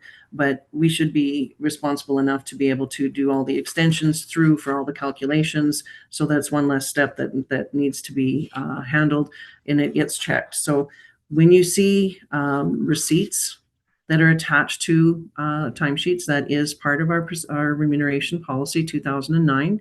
And I highly recommend that council really has a good look at that policy and understands it. So the receipts have to back up lunches if they're under, under the allotted amounts. So for example, if you have a lunch of $25 allotment, but you've spent $12, you really should include the receipt for the $12 and only charge the $12. So there's that to consider as well. As we're going through, when we get to, so we'll get through the receipts. I'm just getting to that page. We were informed at our mail, just throw this out there, that there has been concerns of several cancellations, late cancellations for hotels. And we have, from my understanding, an agreement of group rates with these hotels. And there's a certain amount of cancellations that can be made that you are given grace for. And after that, the hotel charges will be placed accordingly. So what we're looking at here is accurate. We asked for the hotels, and another reason why in our policy, we are responsible for maintaining our own individual budgets. We are responsible for making sure we stay within our budgets. If we go over our budget, we need to get approval of council to be able to do that. So you have to have your information of your hotel receipts. You have to have your information of your registrations, your training receipts, all of those things. If you have not paid for those and put them on your timesheet for reimbursement, the county has paid for them. You are going to need to know what the county paid for you on your behalf. It goes against your budget. Now, so people understand if your budget, like I mentioned, you're over it, you need to get approval. In the following year, that overage is deducted from your next year's budget. If you are under, that is added to your next year's budget, according to our policy. If it is your final year and you are over, that comes out of your pocket. Okay, so people need, that's why it's very important to understand what receipts are against your budget and that you can look at them. You're responsible for maintaining that. So what we're looking at here further down, and if we go into, for example, there's an invoice here for cancellations, and I believe it is on page 169. This is the first time, of my understanding, in history, in historical situations here, that the cancellations have been charged back to the county. It happened during a time where there's already, if I'm not mistaken, we have a grouping of 12 hotels that suites that we are, or not suites, but hotel rooms that we are allotted for a group, and you are allowed 2 cancellations before they tell you that you have to pay for the other rooms. And I'm hoping CAO can correct me if I'm wrong at any time. So we had 2 already canceled for our RMA. That gave us then no more threshold for any further cancellations without being charged for those rooms. This is something that's new. And we had 3 more cancellations on page 169 where we have been charged for those cancellations for every single night of the rooms that were booked. So because this is a one-off that we didn't understand, didn't know, I would hope that council has the grace that we understand that these amounts will go against that councillor's budget who canceled, but I would hope that it's not something that we are asking for reimbursement for. It's just an understanding now going forward that we are going to be held very strictly to the contracts that we have, that if there are more than those 2 cancellations, those rooms will be charged in their entirety. And would that be all of the rooms because it went over 2, or just those that were beyond the 2? Just those that beyond. So there was 5 cancellations in total. 2 were given the grace of not being charged for. 3 are being charged for at this time. Understand. And so there is no, yeah, go ahead.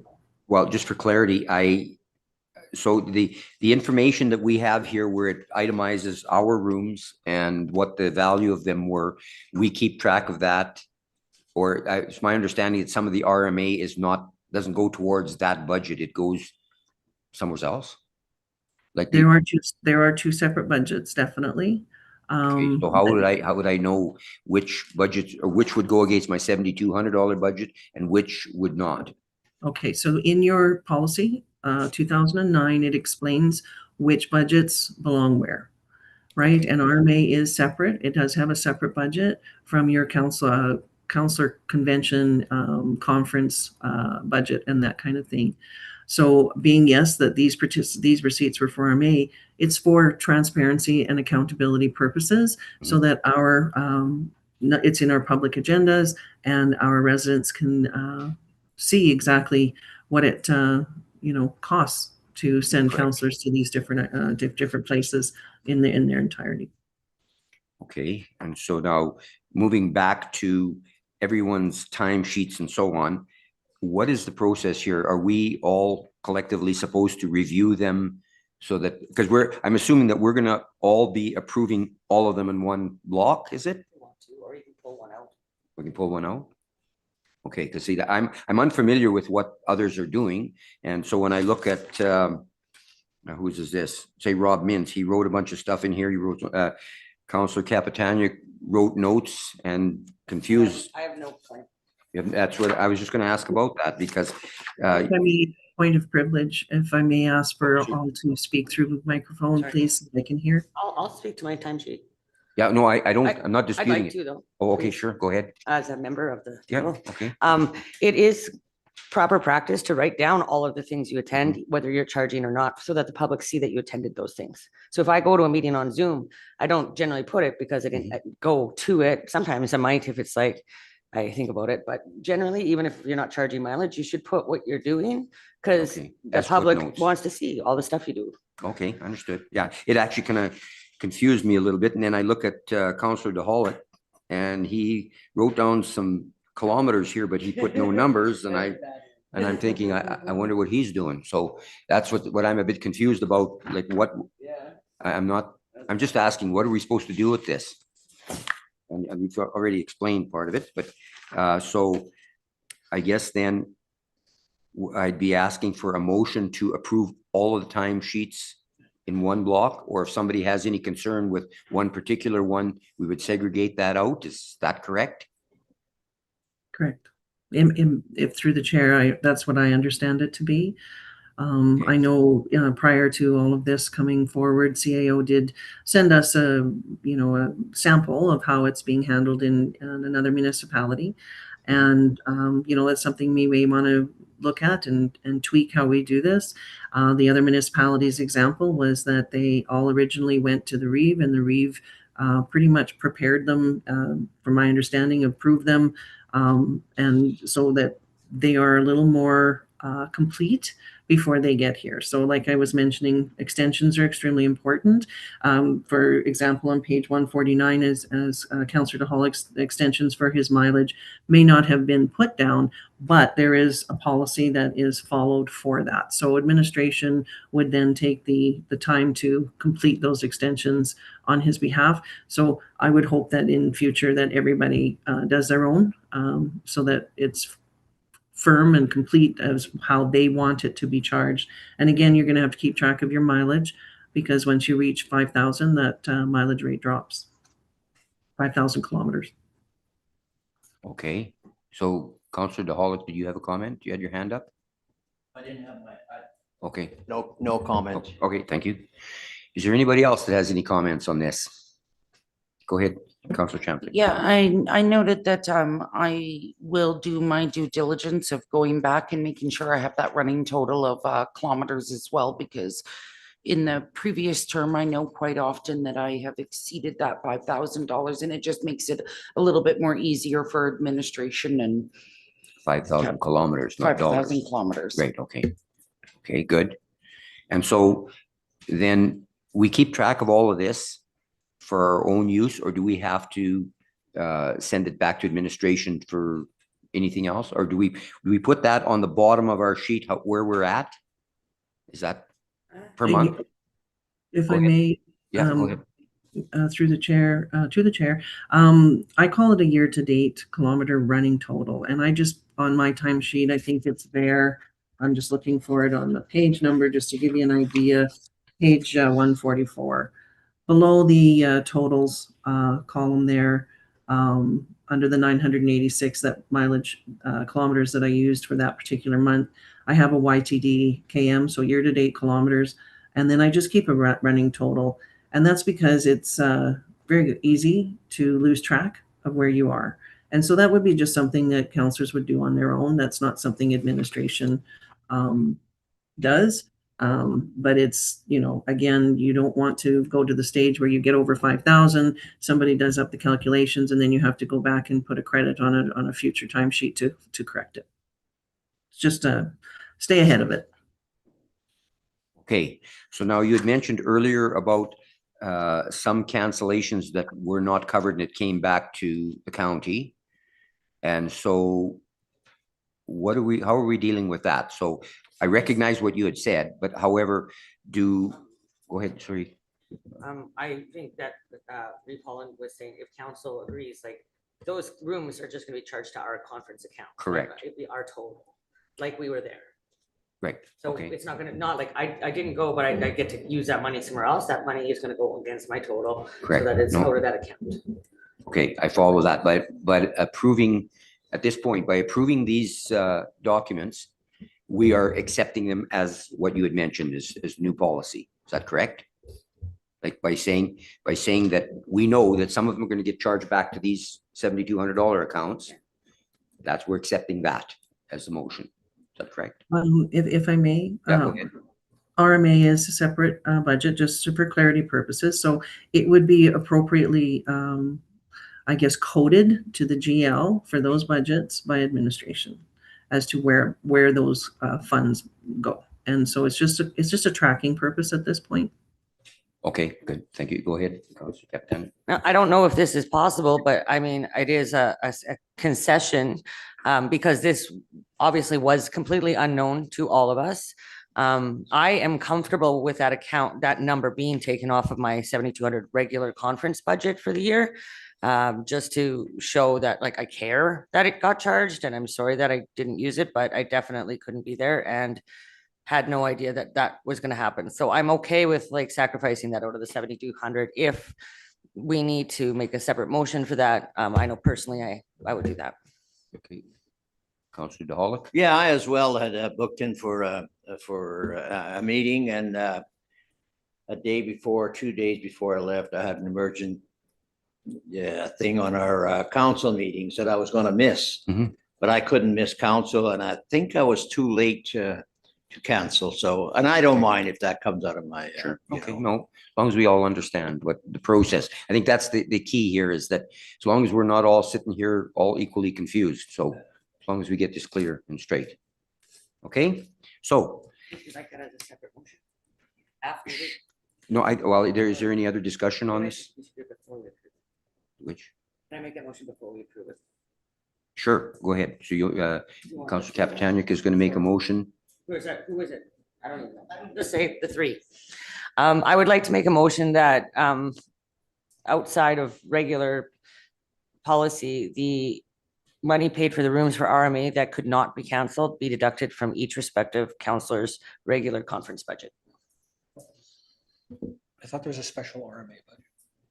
Yeah, there's a special Why would it RMA come from budget, that? but that's still the cancellation policy, though, still applies whether it's RMA or other sessions, correct? Go ahead, Councilor Holland, clarity. Through the chair, this is a group rate.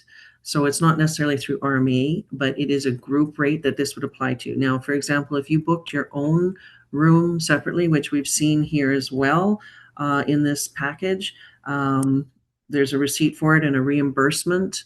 I don't know necessarily if that was under a special rate, how that was done. But for example, if you can try and get a special rate when you book on your own and then look for reimbursement versus when a group is booked through the county doing it. So there's two different ways rooms can be can be booked. This particular one on the Marriott, of the 3 cancellations, that was through the group rate. I'm not aware of the other item here, but there's just 2 different rates. Could be possibly 2 different rates. Okay, go ahead, Captain. I have a question through the chair to Reeve Holland. When you and Councillor Chamzik left last RMA and got another hotel, did the hotel charge you for No. canceling? Thank you. Through the chair to Councillor Kapitanic. No, those nights were reimbursed. So this is very much a very first time correct issue. So if we have a problem with the hotel in the future and they won't reimburse the rates, are we mandated to stay then? Like if there's bugs and stuff? I would think that would become a personal choice. You could, here's how I would look at that. If your rate that you choose, if you choose to leave the whole, this is just personal, I'm throwing it off the top of my head, through the chair. If you choose that something has created an issue where you feel it's necessary to leave and get a separate room, I would be asking for what rate that the room was charged under, and I wouldn't charge any more than that if you went to another hotel that had a higher rate. Okay, do you have more? And just to follow up, so if something like that happened now, we would like, for example, see what the rates were for like the hotel that was booked, because that before didn't happen, right? Correct. So we don't know what like the other hotel cost last RMA. We could get that information, and as far as I understand, it was less, if not in our situation, less if not equal to. That's how I understood. I just want to keep it fair and on the table that everybody knows that if you do book your own room, that you likely will want to make sure it's less than. Okay, fair enough. Is there any other comments on that? No? You have to go ahead, Councillor Hall. So I don't think that anybody sets out to waste money. And some things did come up for various people that caused, that led to them canceling on this particular RMA at short notice.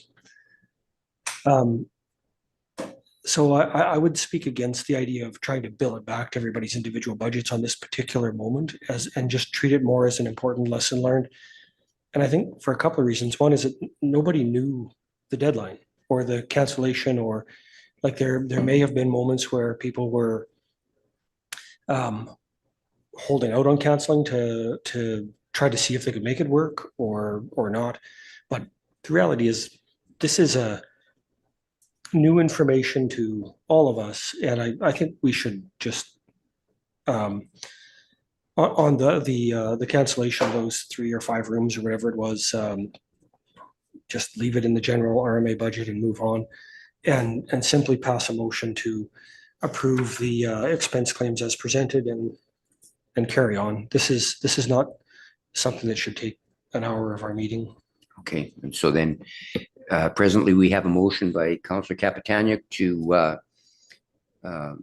have these billed back to our personal budgets. So if it passes, it passes. If it fails, then we can accept your motion to forgive it and move on. Is that correct, everybody? Good with that? Okay, so do you have the motion as she presented it? Moved by Councillor Kapitanic that the RMA room cancellation charges be charged to the appropriate councillor budgets. Okay, and so just one question before we move beyond for the vote. Oh, sorry, go ahead, Councillor Holland. Thank you. I think the intent of the motion was for the conference and convention budget, not the appropriate budget, because the appropriate budget would be the RMA budget. Is that correct? Well, I would change the wording from appropriate to the individual conference and convention budget. Personal budget? If I have that intent of Councillor Kapitanic's motion. Individual. Yeah, our individual budget. Go ahead. So this all relates to RMA. So why wouldn't it? Well, sorry, some of it relates to RMA. Some of it relates to other stuff. why wouldn't we send it to the appropriate budget? The things that relate to RMA, go to RMA. The things that don't relate to RMA, go to what they're supposed to go to. I mean, no, I'm gonna say, I don't think either is necessary, given that there wasn't a clear understanding of how this worked before. RMA rolled this out, as most of us will recall, after the fact and after we were back. But at the end of the day, whichever bucket we put it in, the money is still spent. It still affects the total budget. So I'm asking the question, but Okay, I think we have more important things to do. go ahead. And through the chair, thank you, Councillor Hall. I think what I'm just trying to do is show that even though it wasn't our fault, in quotation marks, we can still take some responsibility for our absence to, or changes to the ratepayer by saying, I won't spend that money again this year. So even though if I had attended, that wouldn't come out of my personal budget, I'd still have $7,200 to go to conferences with. I'm saying to the ratepayer, I'm gonna make sure that I don't go over 6,200 this year, just because I feel bad that we all got blindsided by that, but I still want to show that I take it seriously and that I want to rectify it in any little way I can. So I know that I won't spend that money elsewhere.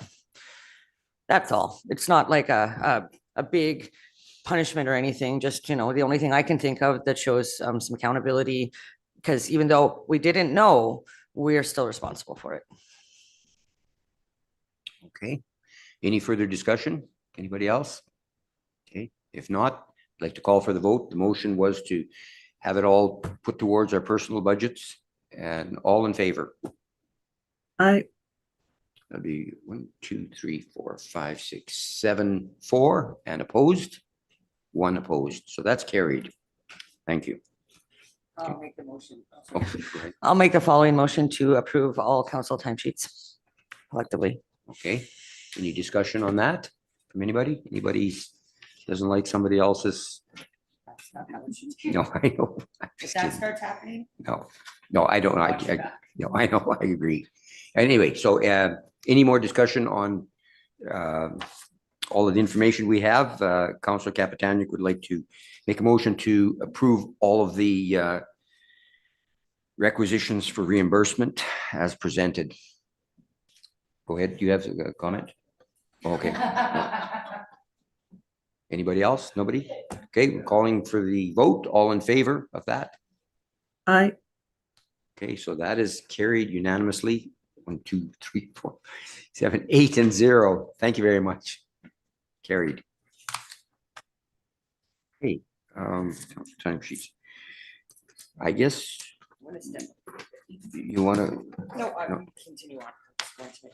okay, so we have 8.1 for information, community event calendars, May and June, page 171, 172. If nobody else may. Go ahead. sorry, Thank you, go ahead. Chair. Just wanted to note on Friday, June 5th, the Grassland Egg Society School and Fire Department are having a junior fire challenge where the parents and children will also be in attendance to do that. And then I have on June 20th, a Boyle Trade Fair. Which, sorry? Also as well. Sorry? June 20th, Yeah, is what? Is what? the Boyle Boyle. Trade Fair. Oh, yeah. And that's all I have. Okay. Chisholm? DeHollick? Holland? Thank you. Through the chair to Councillor Chamzik. What time on the June 5th? I would have to double check, but it will be during the school hours. Okay, thank you. Okay. Councillor Calahoo? Just in June, Saturday, the 6th is the Athabasca Jet Boat Rally. And June 7th, on that Sunday, will be the Jet Boat Rodeo down at Riverside, which is always a good time. The Sunday usually begins around noon. Saturday, the stations are set up to join the rally down at the riverfront here in town, usually starting around 10 a.m. And what was the Sunday? Sorry. The boat rodeo. Okay. Okay. Through the chair. Yep. Through the chair, may I ask Councillor Callahan, is the Jet Boat Rodeo going to be at the Richmond Park boat launch or area, or in the river at the riverfront? So it's down at Riverside, so that's down Richmond Park Road. Thank you very much. Okay. There's no further comments on this. I'd like to move to page 173, 174, council meeting calendars. I think, do we have a motion to receive the event calendars as I amended? can make the motion. to Okay, I accept was just that. going to do them both at once, but go ahead. No, so that's Councillor Callahan is going to make the motion to accept the community event calendar as amended, I guess. Okay. Is that all in favor? Okay, that's unanimous, I guess. We'll call it carried. Okay, so now we move to 8.2, councillor meeting calendars. That's page 173, 174. Sure, go ahead, Councillor Chambliss. May 20th, the Athabasca County Library Board will be having a meeting at 5 p.m. And that's all I have. Thank you. You have to repeat that, sorry. May 20th, you said? May 20th. Yeah. At 5 p.m. County Library Board. Athabasca County Library Board. Okay, and that would be you and Cody then, right? Correct. Member Callahan and myself, yes. Yeah, okay. Okay. Maybe. Okay, anybody else that has any adjustments to this? No? Capitania doesn't.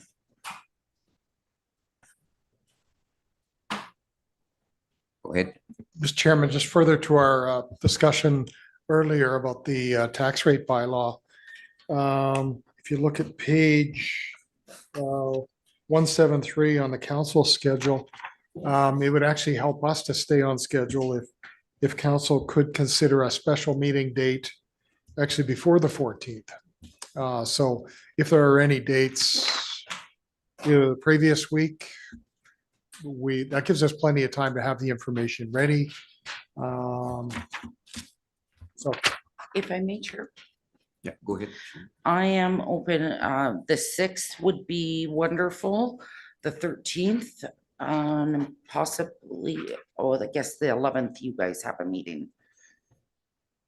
Even the 5th, if long as we're done by noon.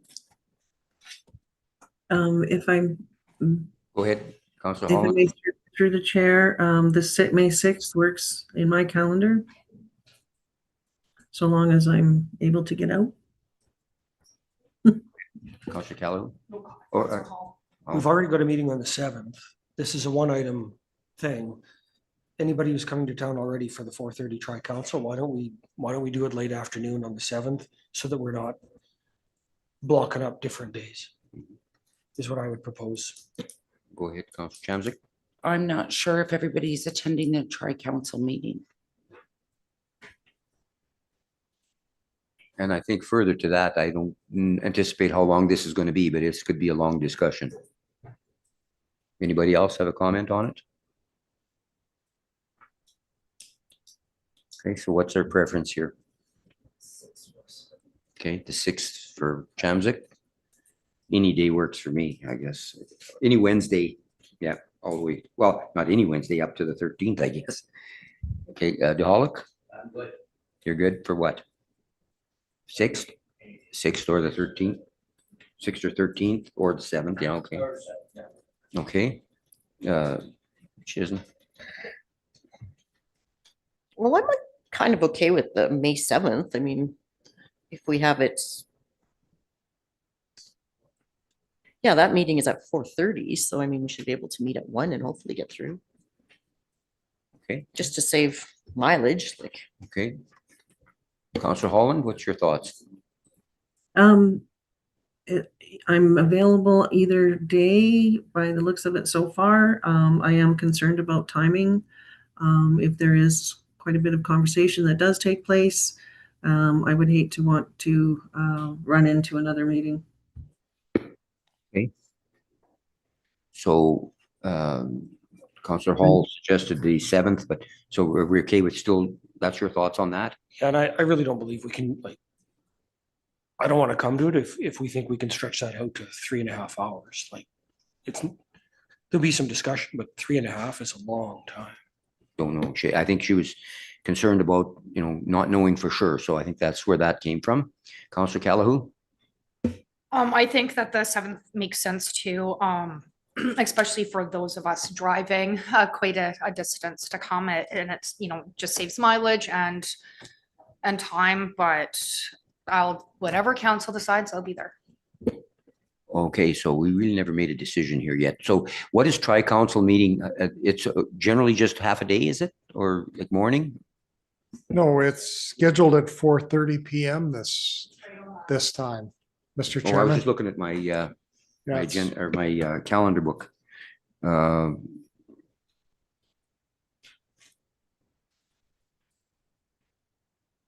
Also the 7th, way at 4:30. So yeah, if we do it on the 7th at 9:30 in the morning, we would have. Well, I don't know because based on what little we discussed here, we had a lot of conversation about it. And my concern would be that we're gonna have to cut it short if we don't agree on things. And what are your thoughts? I think noon or 1 would be sufficient. I don't know if we'll need a whole, 6 hours or whatever that's just my thoughts, or at least I would hope not. I would hope we could come to a consensus and a discussion before then. Earlier than I that. would hope. Counselor Holland, what are your thoughts? Mr. Chairman, I just thought I'd interject. You could have a discussion about how you want to redo all your taxation scenarios and who should pay more. We're going to advise you don't have time to do it between now and our deadline. It's almost too late for 26. You could talk about a couple of things, tweak a couple of things, but beyond that, you can't talk about starting over and reinventing the wheel on how we tax our citizens and businesses. Good discussion, but it's a bigger project and probably you need to think about that in terms of if you want to reinvent the wheel, you're talking about 2027. So are you thinking like 1 o'clock would be adequate then? Well, remember, it also has to come back on the 14th. So you have 2 kicks at the cat. So 1 o'clock, I think should be adequate. Well, you actually didn't give us a whole lot of information requirements to bring back. It's going to Or take. just the adjustments, what they would look like. That's right. That's So, not okay. that. That's not that Not that complicated. difficult. So, Okay, yeah, that's just my input. yep, great, thanks. Okay, Counselor Holland, you had mentioned time factor. Are you okay with 1 o'clock? Absolutely. Even if you want to push it, as CAO Beck had mentioned, he doesn't feel that it'll be, an onerous afternoon. So, if you want, people are coming from a long way, and if we get out super early, they're twiddling their thumbs waiting for another meeting as well. Okay, So, if 1:30, 2 o'clock, if we don't get through it, we don't get through it. good. 2 o'clock? Go ahead, Chamsick. Yeah, I could get behind that. I'll try to change around my schedule. Okay, Chisholm, 2 o'clock sounds even better. DeHollick, 2 o'clock so far. Hall, 2?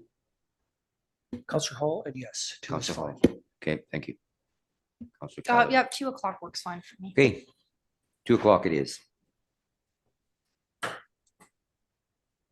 Okay, so that is 2 p.m. Okay, so I need a motion then to accept that councillor calendar with the, I can make that motion. okay. Councillor Callahoo is going to make the motion that we add the taxation meeting on the 7th at 2 p.m. in the afternoon. Got it? Any more discussion on that? If not, all in favor? Aye.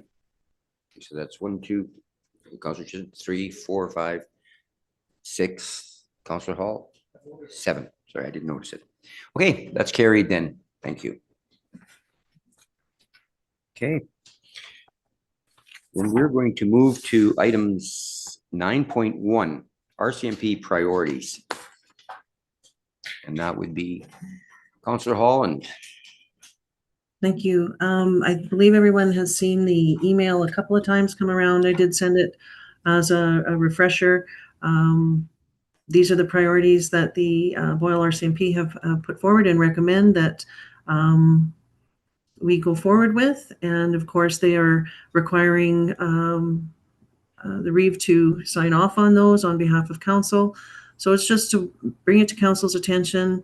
And if there's any other concerns or if they would like to make any changes, now's the time to bring it forward to our Boyle RCMP. Other than that, sorry, other than that, Chair, if everyone's happy with them, I would just sign off on them and get them back to the Boyle RCMP. okay, Councillor Chamzik.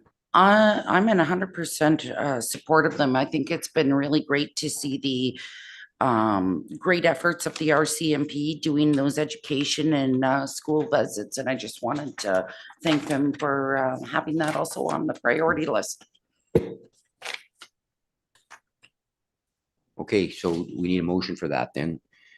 Oh, you put it out? Okay, so all in favor of that? And that is carried then. That'll be 7-0 carried. Thank you. Okay, 9.2, administration road and flooding update. You probably have not much to say about that. Except, yikes. Excuse me, you want to start or you want me to? Your mic's on, you go. Yeah. So yesterday, we kind of implemented a partial ECC, I guess, to get started where we could try and assist, I guess, the field staff with coming up with some tracking of the issues, try and come up with a game plan of how we were going to communicate with the public more and council, and to keep CAO apprised to what's going on out there. I think we've done a better job of that. We've been putting out public, I guess, notifications.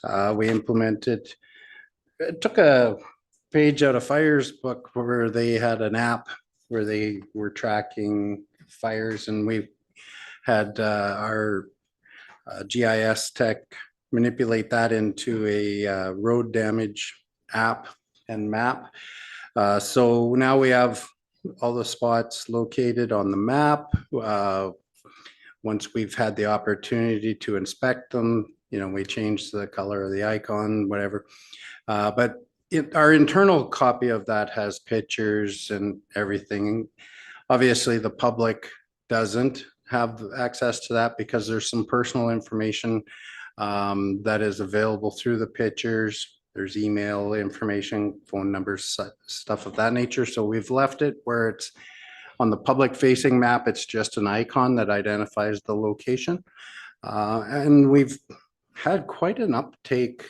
We only released this yesterday, the app where the public could submit a concern and attach pictures and everything. And we're well over 20 that has been submitted by the public already. And so we're getting some great information, and they're attaching pictures and everything for us. And then we can send staff out to inspect them. Some of them we've known about already, but it's still been really nice to see the public participation in that. And by and large, I think the public's been, you know, pretty supportive on that. We currently, there's 6 roads that are officially closed. The 7th will be coming out in the next few minutes. Once the guys can get cell coverage. It's down north of Rochester. Again, there is a resident on that one that we need to communicate with before we close it. See how we're gonna deal with them getting in and out. So that'll be the 7th one that is officially closed. yeah, there, we've done a few minor repairs that we were able to do. More than anything right now, it's just managing the water, trying to keep it off the roads where we can. We're still steaming culverts, but the vast majority of the culverts are open right now. I'm not saying every single one, but the vast majority are open. They're just not able to handle the flows that we're experiencing. So we'll be tracking these locations, trying to put a game plan together of how the repairs will take place after the water recedes a bit, and trying to put some costs to it at that point for you once we know what the extent of the damage is. And yeah, I think Travis and his team for the assistance they've given us with doing this, as well as the rest of the staff that have all kind of gotten on board to help Public Works out here at this time. Public Works is kind of swamped at the moment, so thank you. And I think by this point, most of council's probably seen the posts on Facebook. Like we have, when you look at the New Pine Creek area, there's areas that we've measured. New Pine Creek is now in excess of 250 meters wide. That was yesterday. So this is not being held back by culverts. A lot of this is geographical, or we have the creek meanders and there's hills. So only so much can make through that creek, that drainage at one shot. So it's building out into the areas. And there's a few places the roads are. The one picture, you know, that was 202 meters of road that was from edge to edge that was underwater. So right now we're doing a lot of reconnaissance using the 2 county drones to get eyes on and patrol, like travel the drainages, seeing if there's anything that we can do. But realistically, as Director Morton said, it's Mother Nature, and this is not unlike 2019 when we had the big water that washed out Highway 55. So it's doing what it can, but today's a better day in terms of situation. The melt's not happening as quick. So we're seeing a little bit of that water catch up, but it's still there. And yeah, the PW crew is doing amazing work out there. And I had the opportunity to see their group chat and the communication and how they're coordinating. It's impressive. That said, it's gonna be some time and a lot of gravel. Okay, go ahead, CAO. Thank you, Mr. Chairman. I'll just bore you with a little bit of incident command system talk for a second. For this incident, we did activate our emergency plan. Chief Shalapai is our incident commander. Director Morton is our operations section chief, and then all the staff are doing things. We still have not determined whether or not we should declare a state of local emergency. We may, and there may be advantages for us to do that. 2 reasons. One might be some disaster assistance funding, maybe. We're not sure because that program changed. So, but we're going to be in an emergency situation for a while.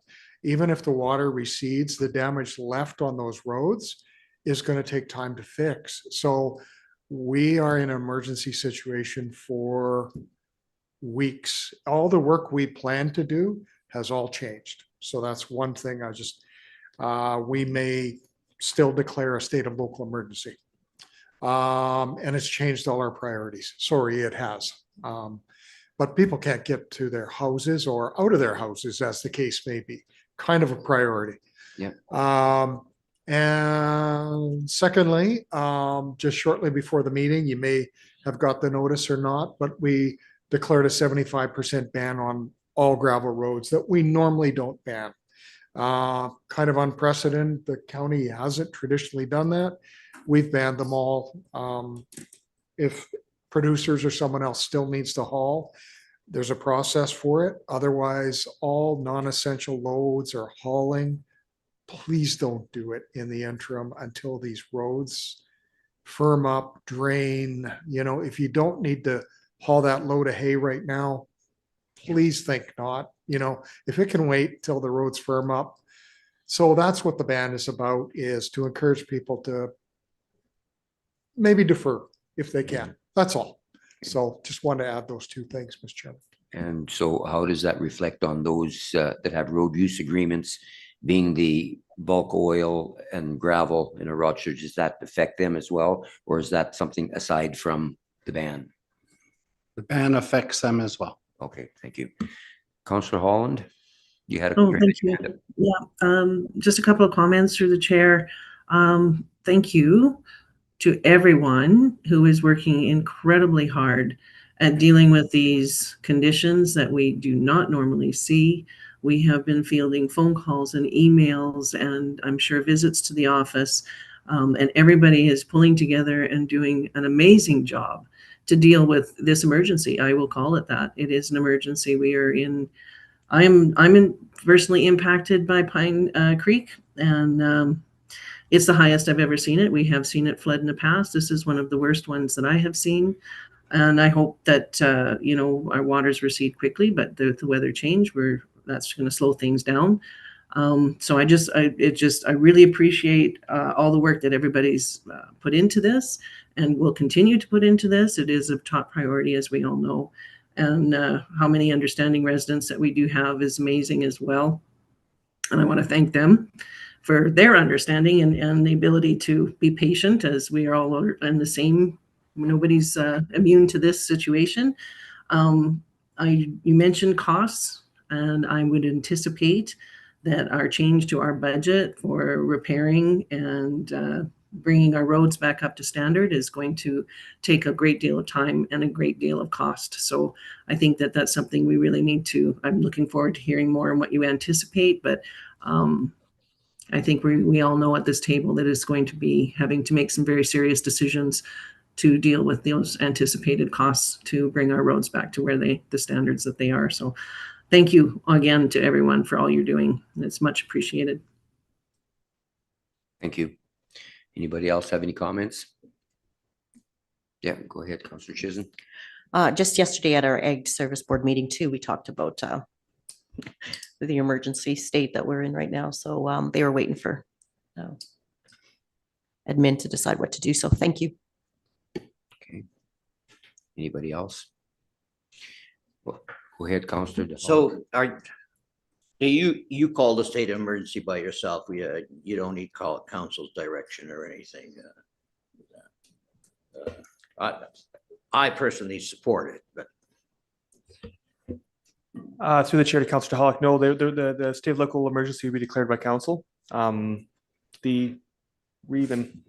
Yeah, if in the case where council's not available, Reven CAO can declare it, just solely the two of us. But if it requires a special meeting that we would get together by Zoom or, to have a meeting, then we could do that as well. And just some more red tape for us to create another meeting. But either way, it's trending towards us probably doing it. Thank you. And myself as well, I'd like to commend you on the amount of work you have done dealing with the people who support and those who don't, and trying to solve an issue that is made by nature for the most part. And yeah, keep up the good work. I can't offer you any more advice than what you've already been doing. So thank you once again. Okay, is there any other comments? Anybody have any questions? Other than that, thank you very much. Thank you. Okay, with that, I think we'll recess here for lunch. We have some enclosed sessions, and I'm trying to coordinate our time so that it falls right into place with our delegation at 1 o'clock. So I'd like to call the recess at 11:50, and we will reconvene at 20 minutes after 12. Thank you.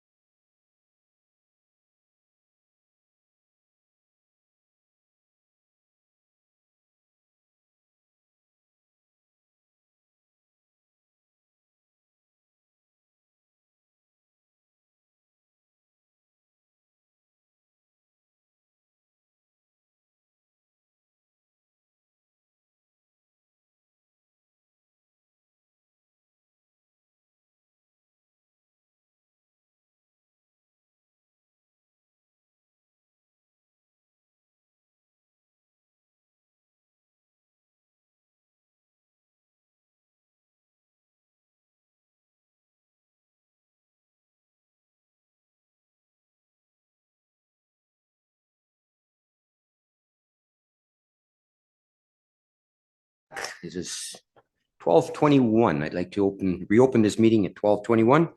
And I need a motion to go into closed. Anybody? Counselor Chamzak makes a motion to go into closed. All in favor? I'm That's carried. just going to go and close my office door. Okay.